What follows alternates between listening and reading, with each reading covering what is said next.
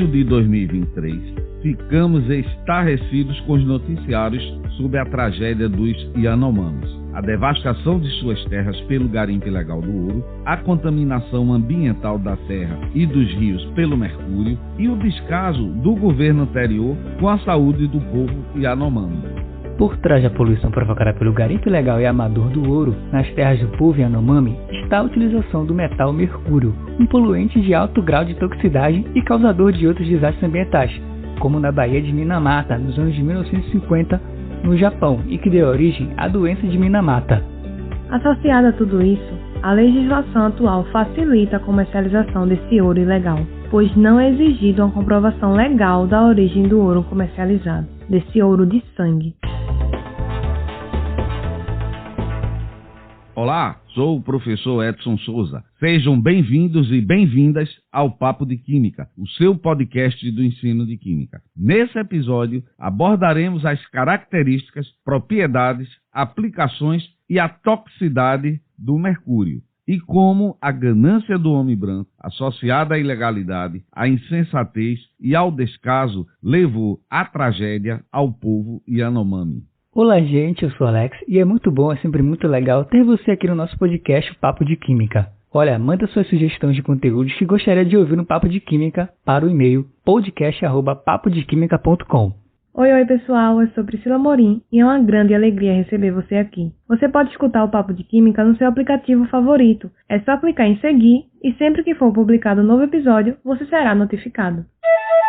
Gente, o mercúrio é um metal bastante interessante com propriedades bem peculiares e que apresenta as seguintes características. Bom, a primeira delas é que ele possui um brilho metálico prateado. Ele apresenta ponto de fusão igual a menos 38,83 graus Celsius.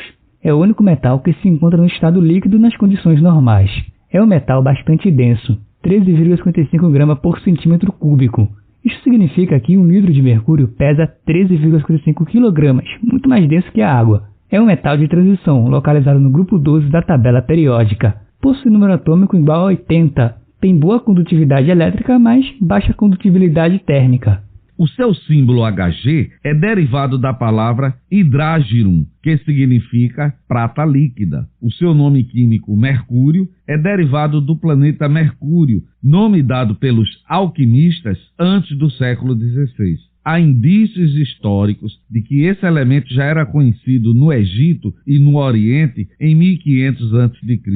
Na China, no século II a.C., os alquimistas tentavam usar o mercúrio num processo de conversão de metais comuns em ouro. Mas, gente, o mercúrio possui uma propriedade bastante interessante, que é a capacidade que ele apresenta de dissolver vários metais como o ouro, prata, zinco e o estanho, formando ligas metálicas que são conhecidas como amálgamas. Essa capacidade de formar amálgamas permite a sua utilização na mineração artesanal do ouro, separando o ouro de outros materiais. Agora, gente, o mercúrio é um metal de alta toxicidade por ingestão e acumulação. Mas, onde podemos encontrar o mercúrio na natureza? Bem, pessoal, na crosta terrestre, o mercúrio é encontrado numa média de 0,08 gramas por tonelada de rocha. Além de que, a extração economicamente viável é a partir do mineral cinábrio, que é o sulfeto de mercúrio 2, HGS, que apresenta uma coloração vermelha intensa. Em regiões vulcânicas ou com fontes termais pode ocorrer a presença de mercúrio inativo. Outra informação importante é que a maior parte da produção do mercúrio ocorre pelo aquecimento do cinábrio em altas temperaturas na presença do ar, do oxigênio. De acordo com a reação, sulfeto de mercúrio 2 mais oxigênio reage formando mercúrio e dióxido de enxofre. Galera, a China é a maior produtora mundial de mercúrio. Os outros países são Chile, Quirguistão, Espanha, Eslovênia, Itália, Peru e Estados Unidos. Na maioria das vezes, terminam produzindo mercúrio como subproduto da linha de produção de outro metal. O Brasil não produz mercúrio, pois não tem reservas de cinábrio, importando principalmente dos Estados Unidos e da Espanha. A alta toxicidade do metal, com efeitos nocivos à saúde e ao meio ambiente, tem diminuído a utilização global do mercúrio. Bom, e quais as principais aplicações do mercúrio? Bem, pessoal, o mercúrio é usado como matéria-prima na fabricação de diversos produtos, tais como termômetros e barômetros, aparelhos para medir pressão sanguínea, lâmpadas fluorescentes, lâmpadas de vapor de mercúrio, na indústria química como catalisador, como eletrodo no processo de fabricação de cloro e hidróxido de sódio. Também é utilizado na produção do monômero de cloreto de vinila, o PVC, e em amálgamas para usos odontológicos e em atividades de mineração. Na produção do fulminato de mercúrio, um composto químico de fórmula HgCnO é um explosivo primário muito sensível à fricção e ao impacto, utilizado sobretudo como iniciador de outros explosivos em detonadores e espoletas, além de ser usado também na produção de fungicidas agrícolas, interruptores elétricos e eletrônicos específicos e em aparelhos industriais, termostatos e pressostatos. Entretanto, em função da sua alta toxicidade, a sua utilização encontra-se em declínio por conta de regulações impostas por diversos países. No Brasil, as principais fontes de contaminação ambiental pelo mercúrio são os efluentes industriais da fabricação de soda cáustica e a mineração do ouro na região amazônica. Pessoal, o mercúrio é um elemento altamente tóxico pelo fato de ser muito volátil e com uma boa taxa de evaporação, mesmo abaixo de seu ponto de ebulição, hein? Na temperatura ambiente, é estimado que a cada hora são evaporados 5,8 microgramas de mercúrio por centímetro quadrado. O mercúrio é rapidamente absorvido pelas vias respiratórias, atravessando com facilidade as membranas celulares e atingindo o sistema nervoso central. Os compostos orgânicos de mercúrio, onde o metilmercúrio é um dos principais, são absorvidos pelo sistema digestivo em função de sua lipossolubilidade, atingindo diferentes órgãos e atravessando com facilidade as barreiras hematoencefálicas e da placenta, gerando efeitos neurológicos e teratogênicos. Já o mercúrio, na forma de sais inorgânicos, pode alcançar a corrente sanguínea em uma taxa que varia de 10% a 15%. Também há problemas nas amálgamas dentárias por conta da vaporização do mercúrio, muito embora esse material praticamente está sendo totalmente substituído pelo uso de resinas poliméricas. Gente, a contaminação por mercúrio pode ser ocupacional, em função da natureza do trabalho. Mineradores de ouro, trabalhadores em indústrias de baterias, tintas e lâmpadas estão sujeitos à contaminação por inalação de vapores. A contaminação pode ser ambiental, que ocorre pelo consumo de produtos contaminados por mercúrio, como peixes e frutos do mar provenientes de regiões contaminadas. Quando o mercúrio contamina lagos e rios, as bactérias convertem o mercúrio no metilmercúrio, um contaminante ambiental altamente tóxico. O metilmercúrio é incorporado ao ecossistema aquático no tecido dos organismos. Quanto maior for a posição do organismo na cadeia alimentar, maior será a concentração de dimetilmercúrio em seu organismo. Bioacumulação. Gente, nos seres humanos, o efeito do mercúrio no organismo depende da forma de exposição e da sua concentração.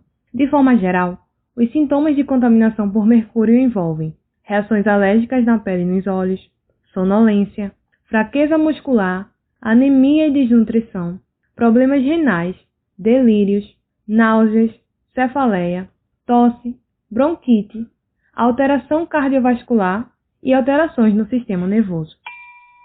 E os sintomas ainda podem evoluir para alterações neurológicas, tais como alucinações, quadros psicóticos, alterações da coordenação motora, depressão e alterações mutagênicas e teratogênicas. A partir do século XX, as indústrias passaram a ter suas atividades reguladas e a alteração de métodos e equipamentos para reduzir as emissões de mercúrio metálico e os despesos de resíduos de mercúrio na natureza começaram a ser implantadas. Já aconteceram ao longo da história alguns acidentes ambientais pela contaminação com mercúrio. Uma das maiores tragédias foi a da Baía de Minamata, ocorrida nos anos de 1950 no Japão. Uma fábrica de produtos químicos, a Shiso Corporation, fez durante 20 anos a liberação de seus rejeitos, contendo mercúrio nas águas que banhavam o município de Minamata. A contaminação da água e dos peixes afetou a população da cidade, cuja dieta era baseada em peixes e frutos do mar pescados na região, que ficaram com sequelas ou morreram em consequência das complicações. Esse episódio ficou conhecido como o desastre de Minamata. E a doença que atingiu a população ficou conhecida como doença de Minamata. Foi estimado que cerca de 50 mil pessoas tinham sido afetadas na cidade, devido à contaminação com o metilmercúrio. Por conta dessa tragédia, 128 países, incluindo o Brasil, assinaram a Convenção de Minamata, com o objetivo de criar regulações severas para a comercialização e produção de mercúrio. Em agosto de 2018, foi criado o Decreto 9.470, ratificando a Convenção de Minamata, dando o efeito de lei no país, criando normas para a utilização, emissão e liberação antropogênica do mercúrio e seus compostos, banindo desde 2020 alguns tipos de lâmpadas fluorescentes, baterias, cosméticos, pesticidas, biocidas e alguns instrumentos de medição.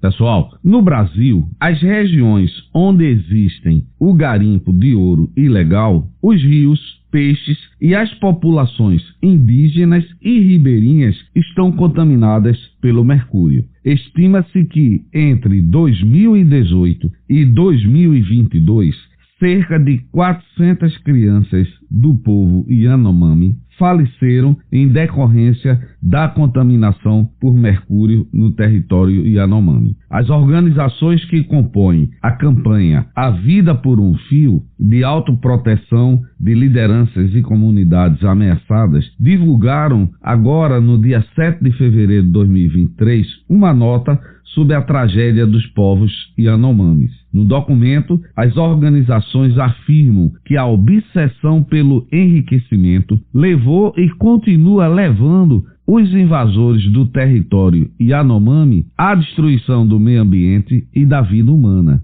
e que o incremento do garimpo ilegal promovido pelo governo anterior tem causado doenças, violência e fome nos povos Yanomami. A terra indígena Yanomami corresponde a uma área de 96 mil km², do tamanho do estado de Santa Catarina. É rica em biodiversidade e no subsolo. E essa obsessão pelo enriquecimento ilícito levou e continua levando os invasores do território à destruição do meio ambiente e da vida humana.